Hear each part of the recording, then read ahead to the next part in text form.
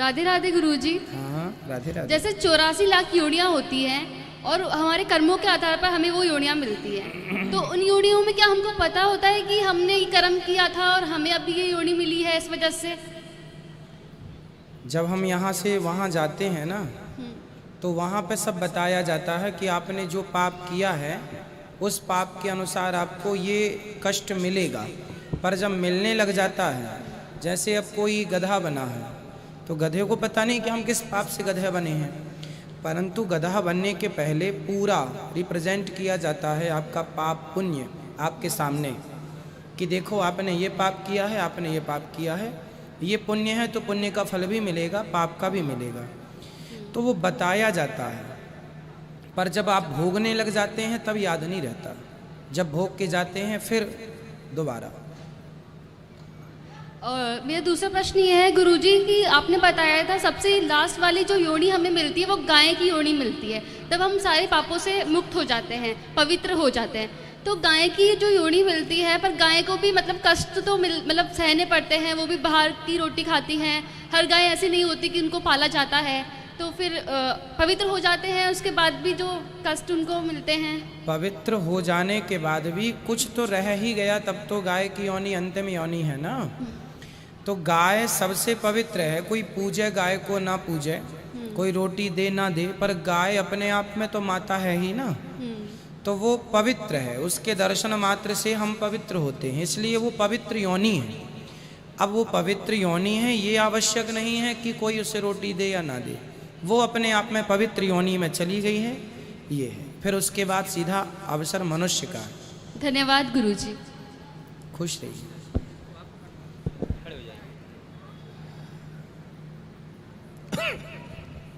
राधे राधे गुरुजी। राधे राधे। घर में बहुत पाठ पूजा करते हुए भी मतलब अपने उसमें नकारात्मकता बहुत है, ऐसा क्यों? इसको बंद कर।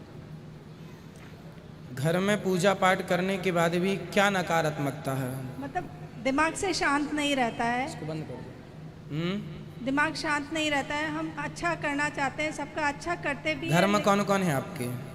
मेरे 2 बच्चे हैं, मेरे हस्बैंड है। तो आपकी पति पत्नी की अच्छी बनती है? मतलब अशांत सा जीवन है, कुछ अच्छा नहीं है। अशांत। हाँ। आप दोनों को कथा सुननी चाहिए, पति पत्नी को। जब आप दोनों नित्य कथा सुनेंगे, सत्संग से जुड़ेंगे। देखो, यदि घर में प्रकाश करना है तो उसका उपाय आप बताइए क्या होगा? नहीं, घर में मेरे लड्डू गोपाल जी भी है, उनकी नहीं, भी सेवा होती है। एक सवाल है छोटा सा, यदि किसी के घर में प्रकाश करना हो तो क्या करना चाहिए? भजन। केवल दीपक जलाना चाहिए। अंधकार है किसी के घर में और आप प्रकाश करना चाहते हैं तो दिया जलाने से उसका अंधकार मिट जाता है। उसी प्रकार से जो आपके जीवन की नेगेटिविटी है वह तभी मिटेगी जब आप पॉजिटिविटी लेकर आएंगे, और पॉजिटिविटी कहाँ है? कथा में। तो जब कथा सुनेंगे तो सकारात्मकता प्रवेश करेगी, और जब अच्छी चीज़ भरेगी तो बुरी चीज़ समाप्त हो जाएगी। नहीं, कथा तो जैसे हम YouTube पे आपका चैनल देखते हैं, वो सब सुनते हैं, वो भी। पति को भी सुनवाइए। एक के ज्ञानी होने से कल्याण नहीं है। मैं ज्ञानी हो गया तो मेरा ही होगा, पर जो मेरे बगल में है उसे भी ज्ञानी होना चाहिए। अर्थात रास्ता पति पत्नी दोनों एक दूसरे के पूरक हैं, इसलिए पति पत्नी दोनों के लिए गृहस्थ में सत्संग है। आप समझदार हो जाएंगी कथा से, आप सही रास्ते पर चलेंगी, पर पति तो गलत रास्ते पर ही है, उसे कहाँ से लाएंगे जब तक कथा नहीं सुनेगा। इसलिए गृहस्थ में दोनों। राधे राधे। बच्चों पर आशीर्वाद बनाए। बिल्कुल, दोनों कथा सुनिएगा, निश्चित आपका सब अच्छा होगा। गुरुजी राधे राधे। अब मुझे संसारिक वस्तु कोई नहीं चाहिए, सिर्फ भक्ति चाहिए। मेरे शनि ज्ञान में से छुआछूत का रोग है, वो कैसे दूर करूं? आपको रोग है? हाँ, छुआछूत का 2 वर्ष होट भी लग ली बिजली के तो मेरे। छुआछूत जैसा क्या रोग होता है? ये तो मैं पहली बार सुन रहा हूं। बार बार बर्तनों को धोना, बार बार कपड़े धोना, बार बार कोई अड़ गया तो धोना। और तो अभी गाय को भी, गौ में तो सब देवता विराजमान है, जो खूंटे बंदी गाय ना उसको तो रोटी दे दूंगी। तो जब आपको पता है कि आपकी ये आदत गलत है तो आप सुधार क्यों नहीं लेती? खूब प्रयास करती हूँ खूब। 3 दिन होते भूखी पड़ी रहती हूँ, रोते रोते। नहीं तो रोना और भूखे रहना बेचैनी ये समाधान नहीं है मैया जी। आपको हाथ धुलना चाहिए, एक बार धुल लिए, नहाना भी चाहिए, एक बार नहा लिए, बाकी आपको ये पता हो कि आप शुद्ध हैं, तो आप अपना जो काम कर रहे हैं उसको करते रहें। ये बीमारियां, आपको पता है कि ये बीमारी है भाई, बीमारियां उसे कहते हैं जब आपको पता ही ना हो। अभी तो आपको पता है कि हम कहाँ गलत हैं।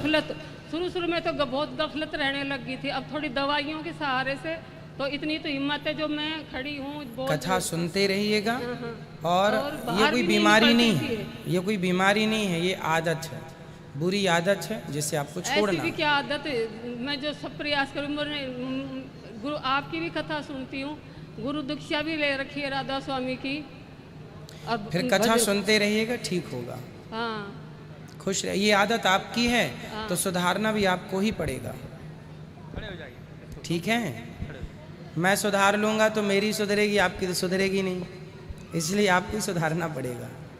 गुरुरे ब्रह्मा गुरुरे विष्णु गुरुरे देवो महेश्वरा गुरुरे साक्षात परम ब्रह्म तस्मै श्री गुरुवे नमः। महाराज श्री के चरणों में दासी का बारंबार नमन। खुश रहिए। जय श्रीमन नारायण गुरु जी। महाराज जी, आपने कथा के दौरान बताया था कि ये श्वेत 12 कल्प चल रहा है और ये 28वां कलयुग चल रहा है। आपने कथा के दौरान बताया था कि ये श्वेत 12 कल्प का 28वां कलयुग चल रहा है, ठीक है। तो 28वां कलयुग चल रहा है, तो भगवान ने कहा था धर्म संस्थापनार्थाय संभवामि युगे युगे, तो उनके 24 अवतार ही क्यों हुए हैं? भगवान के अवतार केवल 24 नहीं है बेटा, अनंत हैं। हरि अनंत, हरि कथा अनंता। 24 अवतार तो मुख्य हैं, बाकी एक अवतार के भी अनेक अवतार हैं, एक समय पे अनेक अवतार हैं। अब जैसे राम जी के समय पर जब राम जी 14 साल वनवास से वापस गए, तो वहाँ अयोध्या जब पहुँचे तो राम जी तो एक थे, और राम जी से मिलने वाली भीड़ कितनी थी, लाखों। तो राम जी ने जितने रूप वहाँ पर जितने लोग थे उतने रूप बना लिए, और सबसे मिले, सबको ऐसा लगा पहले हमसे मिले, तो एक ही समय पे अनेक अवतार हो गए। ऐसे ही भगवान श्री कृष्ण के जब ग्वालवाल बछड़े और ग्वालवालों को चुरा लिया ब्रह्मा जी ने, तो भगवान ने बछड़े ग्वालवालों का रूप बनाया उसी समय। तो भगवान के अनंत अवतार हैं, अनंत अवतार। हरि अनंत, हरि कथा। राधे राधे गुरु जी। हमारे लड्डू गोपाल का नामकरण भी कर दीजिए। तो अभी कर लेंगे, अभी बता दीजिएगा, दर्शन कराइएगा, फिर कर लेंगे। बैठ जाइए। भगवान का ही करना और जल्दी करना। राधे राधे गुरु जी। मुझे कोई प्रश्न नहीं करना, मैं आपसे बस बात करने के लिए यहाँ रुकी हूँ, क्योंकि मैं वृंदावन आई थी तो आपके दर्शनों से चूक गई। तो मैं भगवत देखती नहीं थी, वैसे मेरी बहन ने देखना स्टार्ट किया था, तब से मैं देखने लगी और सुना तो अच्छा लगा।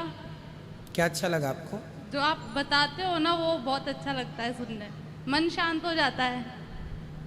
तो आपका धन्यवाद करना चाहती हूँ, आप जयपुर आए, आपने दर्शन दिए हमें। खुश रहिए, खुश।